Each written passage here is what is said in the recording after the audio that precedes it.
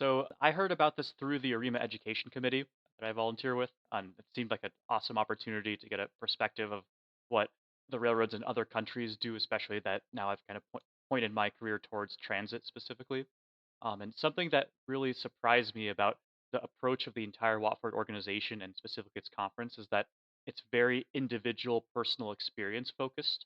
Because a lot of the rail related presentations, conferences, symposiums, et cetera, that I've attended have either been about the hard engineering of like how do we make this physically possible, or it's been on the economic side of how do we make, how do we maximize the return on investment? How do we minimize the cost of constructing this, et cetera? And the Watford conference takes a bit of a different perspective in looking at how do we make engineering decisions that make the use of the infrastructure as pleasant as possible.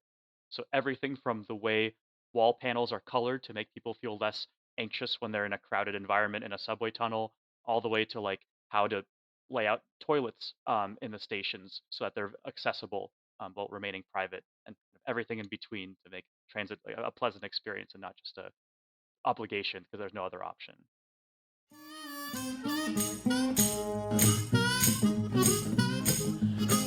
You may know the American Railway Engineering and Maintenance of Way Association, or AREMA, as the, quote, keepers of the manuals. You may know them as the, quote, people behind the largest annual railroad conference in North America. Heck, you may not know about AREMA at all. This podcast is designed, no pun intended, to change your view of who AREMA is and how AREMA has changed the trajectory of many railway careers over its 100-plus year history. Welcome to Platform Chats with your host, Walt Bleser, where he takes a moment to discuss the impacts AREMA has had on the very people who are proud to be called members. Are you ready to roll with AREMA?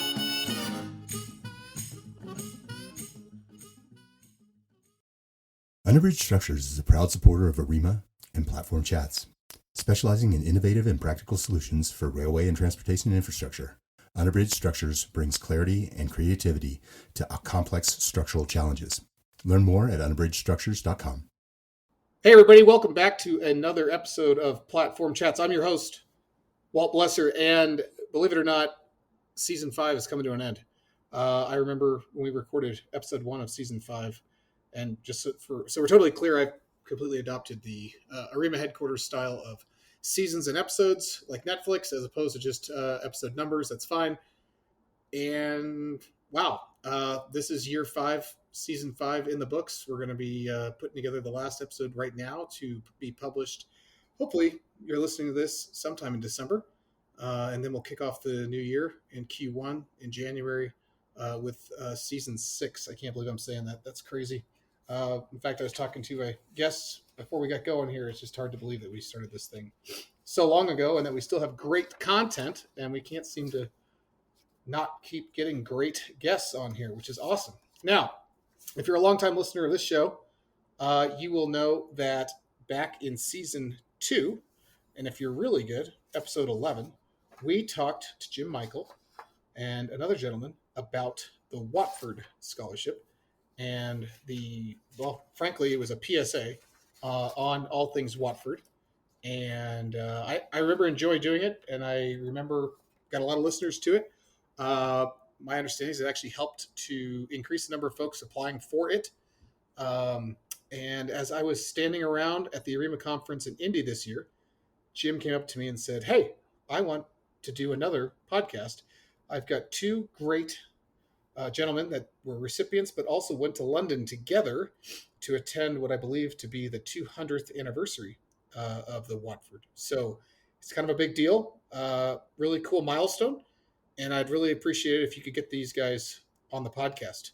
And so we worked some magic. And when I say that, I mean that. It took us 2 or 3 weeks, I think, to get a date that would work for all of us. But yeah, I've got two distinguished gentlemen on to today's podcast. I've got Mr. Daniel Rappaport and Mr. Matt Kirby. I'm going to let them introduce who they are, where they're from, who they work for, why. I'm not doing any of that as we usually do. We're going to start with Matt. If you could just kick us off and let us all know all about you before we kick it over to Daniel. Appreciate it. Absolutely. Thank you very much, Walt. So again, I'm Matt Kirby. I'm from Palatine, Illinois, northwest suburbs of Chicago. Currently live in Chicago. Have a wife who's also in the at least larger civil engineering industry. Stays away from rail, kind of lets me do my thing on that side of the house. Have a young daughter who also loves trains. She's a regular CTA rider to preschool and all of that, which I'm sure Daniel appreciates. But I grew up. I wouldn't necessarily say I started loving trains exclusively. I love tractors, construction equipment, trains, all heavy equipment. But I do have an early memory of when I was pretty young. I was probably 4 or 5. My grandparents lived out in rural Champaign County, Illinois, so near the University of Illinois. Had a Norfolk Southern line that went right by their house, and they redid the grade crossing there. And I may or may not have, with my grandfather, gone up there and found myself a little piece of rail that became a little souvenir from that construction project one summer when I was staying with them for a little bit. And really, so my love of trains and all things construction goes way back to then. But went to the University of Illinois in Champaign, right there near my grandparents as well. Studied civil engineering, transportation specifically. It's one of the few universities that has a rail engineering program. So I wasn't fully into that. I wasn't entirely sure if I wanted to do roads or railroads or some other aspect of civil engineering, but did take a few railroad classes. Really enjoyed it. And then since then, even though I came out of college as a highway engineer, slowly transitioned into rail, made sure I did everything I could to continue building into rail. And then when I was at H&TB a few years back, kind of made the full transition, and then since I've been at Michael Baker, been mostly doing rail exclusively since. I do my official title is the Director of Rail Public Projects and Programs, so I deal with a lot of still kind of highway and railway intersection type projects, whether that's bridges over or under, grade crossings, adjacent construction, you name it. A lot of times anything that includes grant funding as well. Within AREMA, I am on Committee 5, the track committee. I am the secretary of Subcommittee 9 of Committee 5. That is the Highway Railway Grade Crossings Committee. So right up my alley. Been a pretty active participant in AREMA for the last 6 or 7 years. Didn't go to the conference before COVID, but I think I've been to every single one since, and did one of the virtual ones during the pandemic time. Otherwise, pretty involved in the industry in Chicago and nationally too. I'm was a lead author for the rail chapter of the ASCE report card for America's infrastructure. Check that out if you haven't before. I'd give that a little plug. Looks at both freight and passenger rail.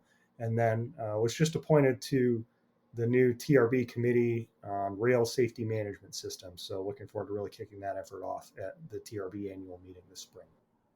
Wow, I am loving the participation here and everything beyond AREMA as well. That's awesome.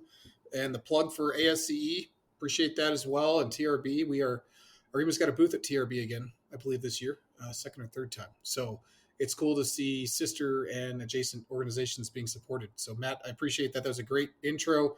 Daniel, you got to follow that, buddy. You ready? Sure thing. All right.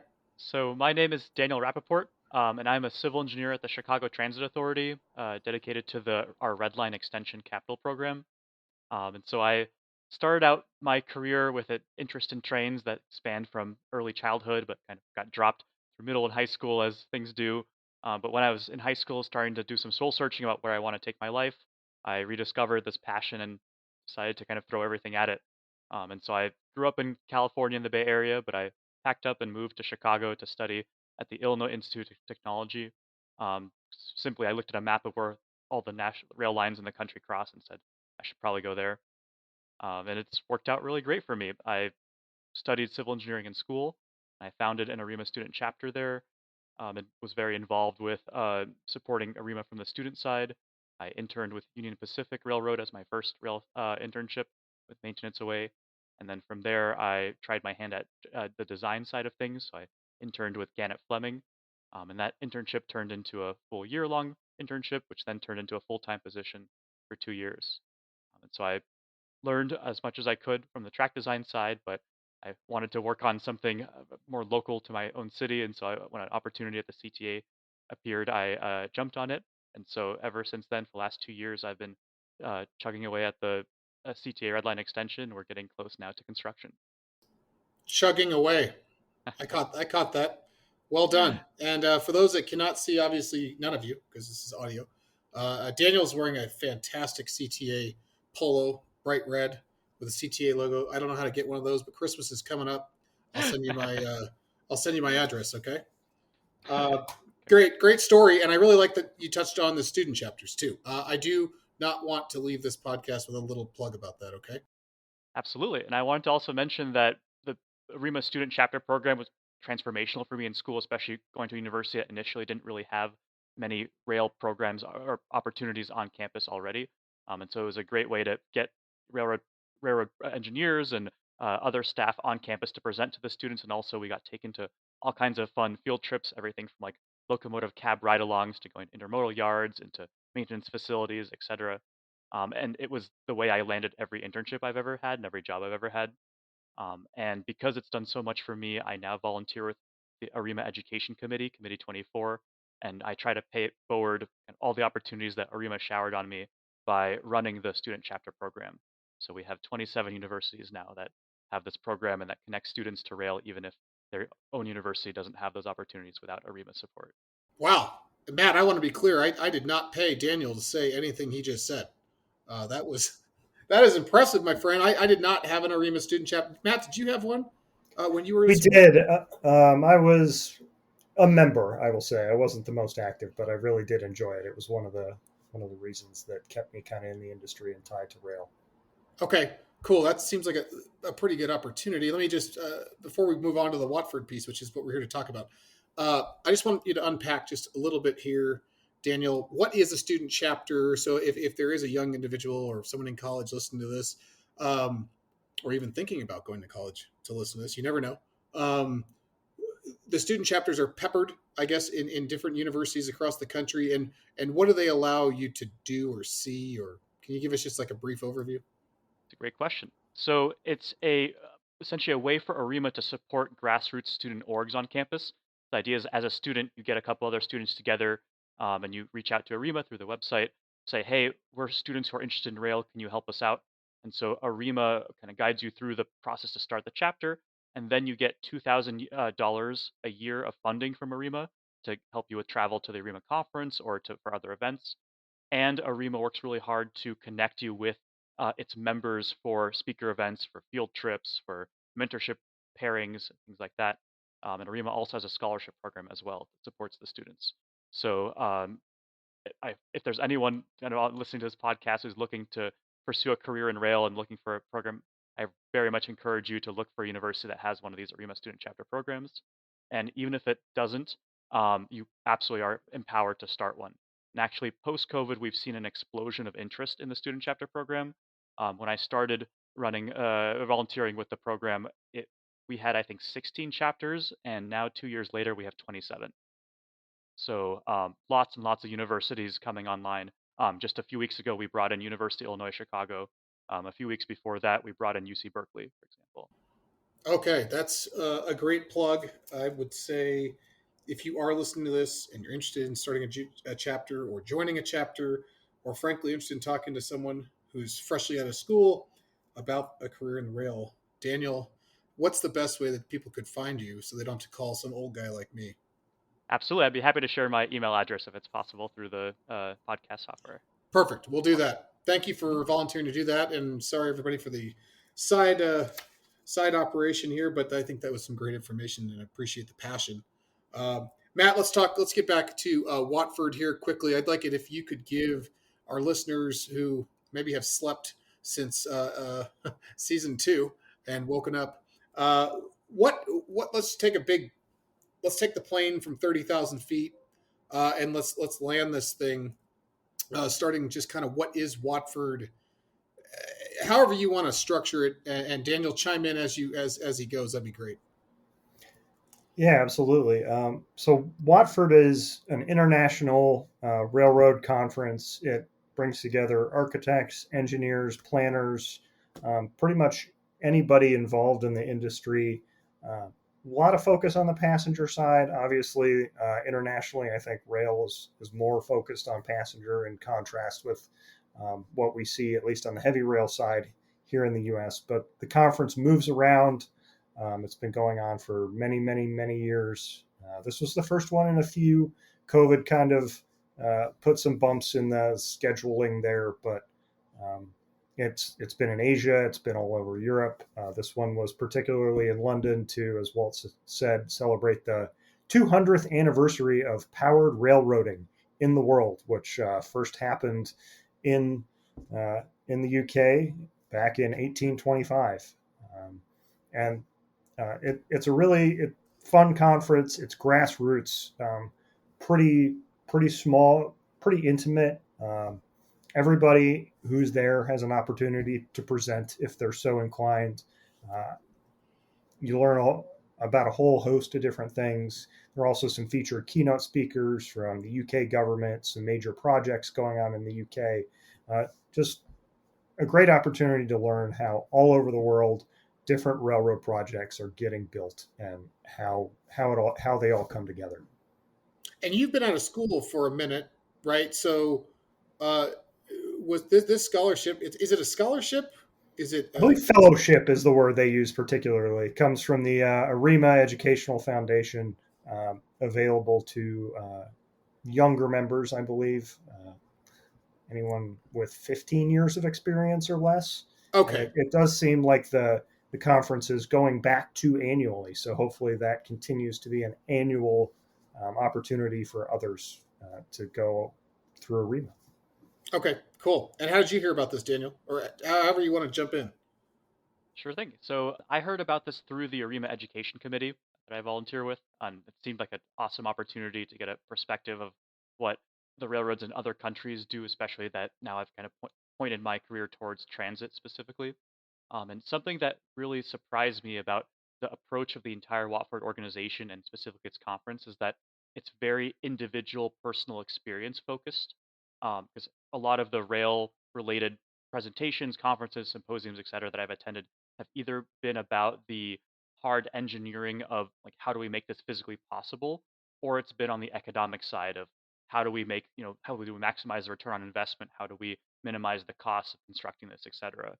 And the Watford conference takes a bit of a different perspective in looking at how do we make engineering decisions that make the use of the infrastructure as pleasant as possible.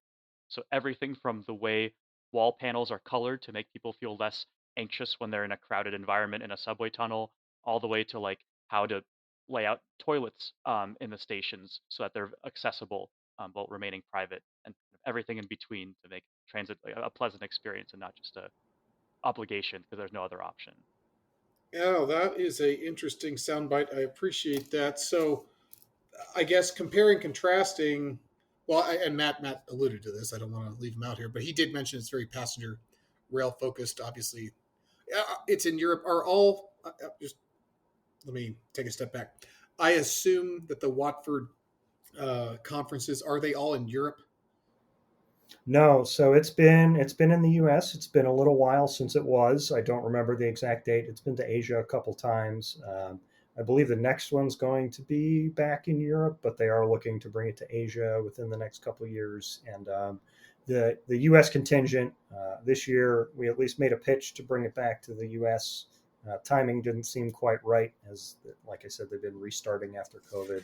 And the core of the membership and attendees is definitely European, but they want to keep it moving around the world. So I'm hopeful we'll see it back in the U.S. in the next 5 years or so. Okay. And something to note is also that one of the largest delegations to this conference historically and at the specific one that we attended are from Japan. And so it was very interesting to learn about the perspective of how the Japanese high-speed rail systems have been developed, but also their urban metro systems, as they're some of the most busy and expansive in the world. How did that make you feel as a CTA guy? You think you guys are right up there with with Japan, or did you learn a few things? I think it's a loaded question. I think everyone does some things better, some things worse, but definitely lots to learn from and hopefully to bring back to my agency as well. So that's okay. So let's take a step back right there. How long is the conference? Just give me. As both of you as well go to the AREMA conference. We're focused heavily as a professional organization for individuals as opposed to trades or companies, right? Like say NRC. We try to spotlight our members, right? We try to give them an opportunity to get up and speak in 6 different technical tracks. We try to highlight in general sessions. So it's really focused on that. How does that compare, contrast to what this conference looks like if I was to show up to that conference? How long is it? What's it look like? So the duration was 3 days. And in addition to, so each day was mixed between presentation blocks and field trip blocks. And something interesting is the conference was very much focused on those field trips, especially given the celebration of the 200-year anniversary, to see some of the oldest and some of the newest of British rail infrastructure and get to learn from that. And that especially was beneficial that the host city was sponsoring it from their transit agency side as well. And one interesting thing about the presentations is that instead of doing much longer, in-depth presentations by a more limited selection of people, the focus was to try to get as many people a chance to present something as possible. And so each presentation was only, I think, 10 minutes long, and the goal was for each slide to take 20 seconds or less. So it was very much like a rapid fire. Don't tell me everything about your job. Give me one thing that everyone else in the audience can take back to their organizations. That is a very different approach to what we do. As you know, we're very formal, and we try to give anywhere between 30 to 60 minutes per speaker. Now, at the same time, one could say a lot of our presentations are 2 to 3 presenters in that 30-minute period. You got me at field trips, though. Matt, did you get to go on any of these field trips? How many are we talking about? I sure did. So they had 2 days of field trips. They did have one day where the field trips and presentation slots overlapped, and that was actually my selected presentation slot. So I only got one day of field trips, but that field trip I went on was just mind blowing. We went to see the Old Oak Common Station, which is a new subterranean high speed rail station. It'll be a transfer station kind of between central London and London Heathrow, so people can get off and go to Heathrow pretty easily from that high-speed rail line that's going between London and Birmingham in England. There, it is 6 platforms wide. Oh, I don't know, 50 meters, so 150 feet underground, a few thousand feet long, boring tunnels in from one direction and out from the other. Most of this high speed 2, as they're calling it, is subterranean, at least the closer you get to London. So a lot of tunneling. It was just a massive, massive undertaking. I think the biggest thing I can to even give any perspective on how big it was, their field office was 4 modular units tall by 8 modular units wide. It was a 4-story modular field office. It was incredible. That I think anyone listening who's ever been in a field office in America is officially jealous. So that's epic. Daniel, did you go on that one, or did you have another one that you got to see that was cool? I was very lucky to be able to go with Matt to the Old Oak Common tour, and I was also very impressed. It's just the sheer amount of concrete is spectacular. And something else that really impressed me was their safety culture and the deep focus on safety. And so, for example, the the briefings were very thorough. The PPE that we were issued was very thorough, and even just things like they had temporary traffic lights set up in the construction site to try to separate the pedestrian construction worker traffic from the construction vehicles traversing the site. So just like a level of investment to that level. I mean, part of it is because it's such a long-term project, but still the fact that somebody kind of thought about that and tried to engineer out every possible construction risk on that scale. And another field trip I really enjoyed was we toured the new Elizabeth line. That's a regional rail kind of express subway system that's been built to supplement the London Underground and Overground. And we got to see all 4 of the new underground stations. And the most interesting thing for me there was to see how they engineered the pedestrian tunnels that connect to the platforms with very sharp chamfers around every corner. And so just that simple design element means that you see people walking before you kind of reach that intersection. And so suddenly the visibility is much more manageable and the crowd control was much more bearable given, how busy this service has already become during rush hour. So interesting to see those engineering decisions lead to people having a much more enjoyable time using transit. Trying to eliminate some unwanted collisions, if you Yeah. will, in the tunnels. Cool. That's very interesting. Obviously, this is a state-sponsored or country-sponsored project, right? This has been going on for a while. Yeah. Okay. I feel like I heard about Yeah, this. Go ahead. maybe 20. Well, it's probably been researched for decades, planned for decades, but I think they started it in the early 2010s. Uh, the station project itself started, well, the HS2 started, maybe at the station a few years ago. Daniel, the Elizabeth line, that opened maybe a year or two ago. Is I that think so. correct? And was under construction for probably a decade prior. And Okay. yes, both state sponsored. Now, did you both present? I'm sorry, Daniel. Did you want to pipe in there? Yes, I just wanted to mention that the Elizabeth line opened only a year ago, and during the tour, it was like an endless flood of people. So it's amazing how quickly the service has been adopted and has become a normal part of the daily life of a lot of Londoners. Oh, very cool. And I did hear Matt say that he presented. Did you both present a 10-minute something or other? Matt? What did you present? Yeah, so I presented on one of the main projects I've been working on lately, working with CSX and the Virginia Passenger Rail Authority. Um, we have a pretty well, it's a series of projects under transforming rail in Virginia. I was focused on our Alexandria Fourth Track and associated bridge and station projects just south of DC in the Northern Virginia suburbs. And as Daniel mentioned earlier, uh, the focus is really personal. So I really focused on, we've had a very detailed phasing and constructability effort because we have three projects right up next to each other that are just about to start construction. And I really focused on that effort to how we brought those projects and those contractors and that construction scheduling together as we get ready to get CSX and VPRA and VRE moving in construction here this summer. Daniel? Yeah, so nice presented about the Red Line extension, so our $5.6 billion capital project here in the city of Chicago. And I focused my presentation on a couple design decisions that were made by the CTA and our design builder team to improve the project and to make it kind of follow the theme of the Watford of customer experience.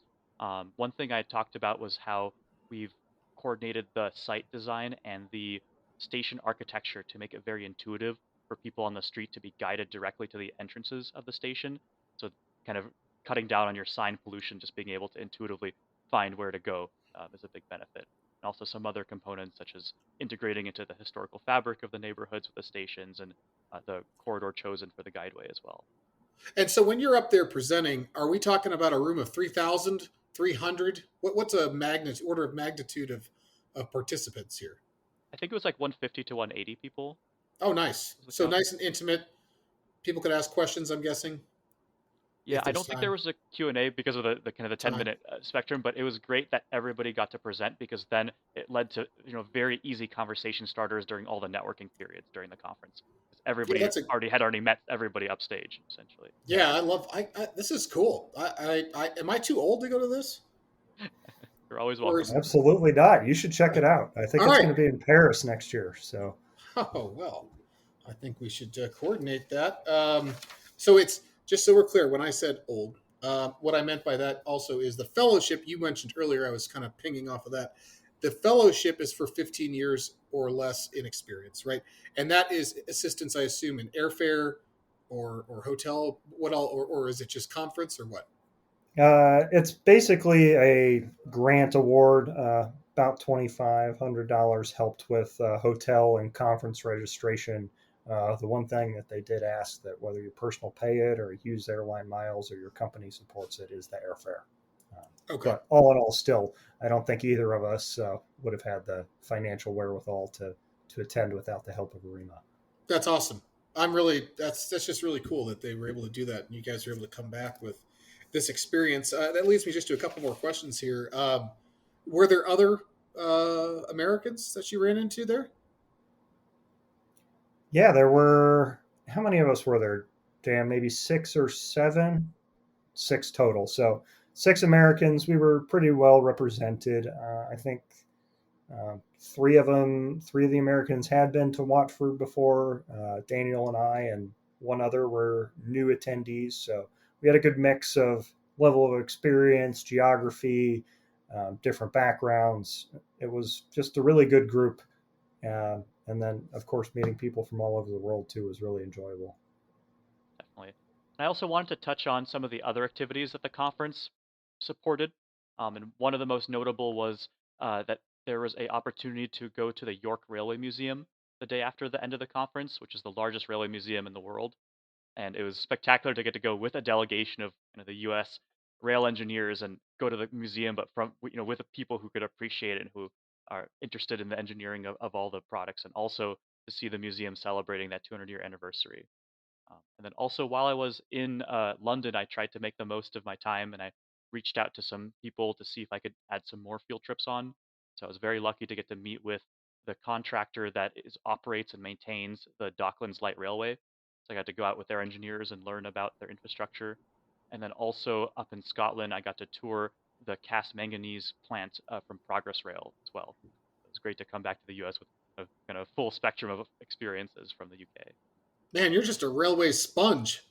Going on, you just all kinds of knowledge bring. I mean, this is really cool. I love the passion uh, that you bring, Dan. Not that you don't, Matt, but it's pretty cool to listen to a guy of your age, generation, etc., getting out there and just really, really getting into the industry. I just think that's it's really encouraging for me to hear all this. I'm sure it is for Matt as well. I just that's cool. I have no comeback to that. That's awesome that you got to do all that. Now, did you make any acquaintances, or did you? Is there anything that you were able to say bring back to your actual daily job, if you will? Either of you? I'll, Go ahead. I'll start by saying I think a couple of takeaways of meeting with Docklands was awesome because they are far ahead of us in their rail surfacing program, and so we're right now looking into how we can improve our infrastructure in that way, and definitely some tangible information from them I brought back, and then also just the sheer mentality of the customer experience was interesting to learn, especially the focus on commercial partnerships of having retail centered around or even inside transit stations, because then that provides the eyes, the security, the cleanliness, etc., that supports the transit, rather than the transit kind of being an isolated thing that the development's only built around but not really in the transit infrastructure. Yeah, and I think the one of the biggest things I brought back from this is funding, especially in the public sector for rail, is a challenge across the world. We all have similar kind of challenges to make sure that we get the infrastructure we need. Um, you know, around the world, they're also using public-private partnerships, design build, things like that. And just having some contacts and growing a network for people with people that are doing those things in maybe an entirely different sort of regulatory environment or engineering environment. I'm really happy to bring that back, and I think it's definitely made some lifelong contacts and friends and colleagues that I can continue to connect with over my career. So you saw similar contracting mechanisms. That's Absolutely. Yeah, that the old Oak Common, the HS2, that's design, build, finance, maintain, which is um, definitely something we see here in the larger engineering industry. I wouldn't say it's used in the private class one rail all that much, but it does get used on the passenger rail side in North America still. yeah. I know. I'm sitting here in Denver, and I'm pretty sure that it's been used for RTD out to the airport. I believe is a design, build, maintain contract. So yeah, when they were expanding the passenger rail lines, they used that. That's that's interesting stuff. Is there a? I heard one of you's on. Are you both on committee 24? No, someone said 5.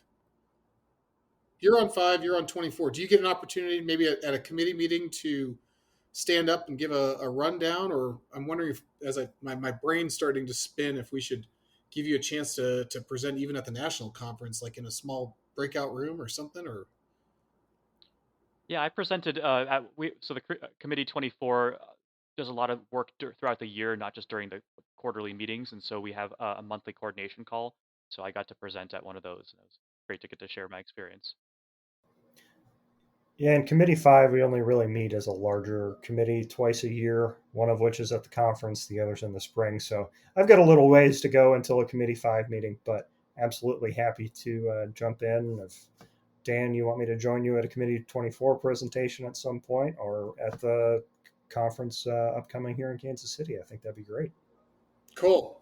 That's awesome, guys. I really appreciate your time today. When is the next Watford, in case we're planning here?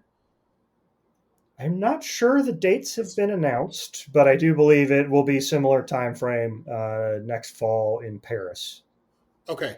If I remember right, next fall, don't quote me on this, but I think InnoTrans is going on in Berlin as well. I wonder, you could get Daniel, if you hit InnoTrans and Watford, and your head might explode. Gotta tell you, that'd be a lot. That'd be a full on drinking from a fire hose there. Well, this was great, guys. I really appreciate your time coming on here, talking about your experiences. I just think both of you are really lucky to have that experience and have it funded by AREMA. Is so cool that we do that as an organization. It makes me proud. I appreciate having you both on here. Thank you very much. All right, everybody. Thanks for joining us on the last episode of the year. Hope everybody has a happy holiday season, and we'll see you in 2026.